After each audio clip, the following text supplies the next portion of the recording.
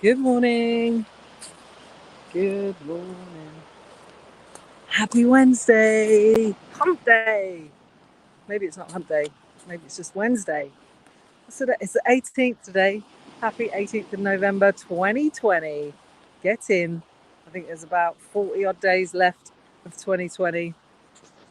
Look at that. I don't know if you can see that out there. Hang on. Beautiful morning this morning. It was hot yesterday. It's going to be 30 degrees yet today. Woo. It's a hot one. Not a lot of wind either. Baking yesterday. It's not a complaint, by the way. So it's Wednesday. It's Wise Up Wednesday. No, it's not 8:30. These are all random times I'm doing at the moment for my lives, just because I'm away on holiday in Lanzarote. And so yeah, I just rock up and do them when I do them. So I guess for Wise Up Wednesday, so if you, by the way, if you're jumping on, please let me know how you're doing. How's your mojo? How are you feeling out of 10? Do that internal check on yourself, mentally, physically, emotionally. How are you feeling today? I'm feeling much better. I had a good sleep yesterday and less tired. So my mojo is pretty good. And yeah, so how is yours this morning? How many out of 10 are you feeling? So Wise Up Wednesday today, I just wanted to talk to you about 2020 really, because a lot of people are obviously not happy with 2020 because let's face it, there's been a freaking pandemic, but that actual pandemic started at the end of 2019. Um, and a lot of people are in a hurry to get out of 2020 to get into 2021 as if the last digit is going to make any difference. I don't think it's going to make a massive difference. Good morning, Diana. I love you, darling. Thank you for your message yesterday. Come the fuck home. That really made me laugh. Oh, yeah, I'm not happy you're still away. I was just saying about your message yesterday. I know, and I honestly, I'm in no rush to come back. I'm missing my little doggy, Dory, massively. Every time I see a picture of her, my heart goes, ooh. But then I look at this, and I'm here. Look at that. And I just like, oh, it's 30 degrees to get today. No, I'm not in a rush to come back. I can work from here. I've got a client this morning. I've already answered 2 client emails. I can work from here, so I'm in no rush to come back. Morning, Lisa. How you doing? I hope you're well this morning. But yeah, I guess I have to come back at some point, especially because we're in lockdown as well. That's kind of not also making me want to rush back, quite frankly. I love this kind of weather, this kind of lifestyle, just in shorts and t-shirts all the time. Yeah, really, I think it does suit me. You do you, boo. So proud. I love you, Diana. You are an awesome chick. We need to have a call this week. It's so great to catch up with you last week. And yeah, we definitely will make that happen. So anyway, so I just wanted to quickly talk to you about 2020 and maybe something to ponder on today for Wise Up Wednesday is really what are the lessons from 2020? Like I say, I see so much stuff, people like really rushing to get out of 2020, and you know what I think about that. Basically, I don't believe in sacking off any of your days of your life because it's just so precious that we have a life and we have to make the most of each day that we're given. I know it's not fucking easy some days. Some days we just want to hide under the duvet, right? But that's why I talk about every day about mojo and checking in with yourself, trying to make the best version of yourself for today, whether that's a 7 out of 10, 5 out of 10, or whatever. Just doing the best you can today because the day is all you've got. So maybe because 2020 has been such a dynamic year, is that the right word? Maybe not. Interesting year, fucking awful year. I don't know, shit show. It hasn't for me personally. I've found my strength this year. I've found a lot more strength in me. I've discovered loads more about me. I've become much more self-aware. So for me, it's been a good year. Morning, Caroline. How are you doing, my darling? Lovely to see you here.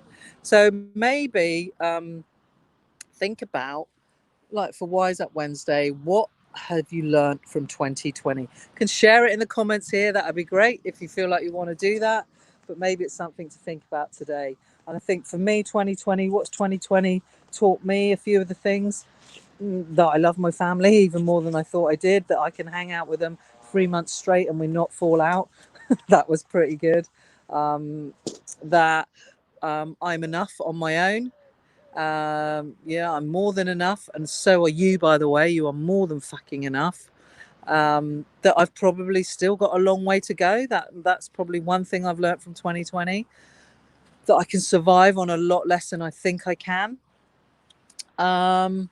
You know, the other thing I've learned is that, oh God, you know, I love my dad more than probably I thought possible, having lost him in July.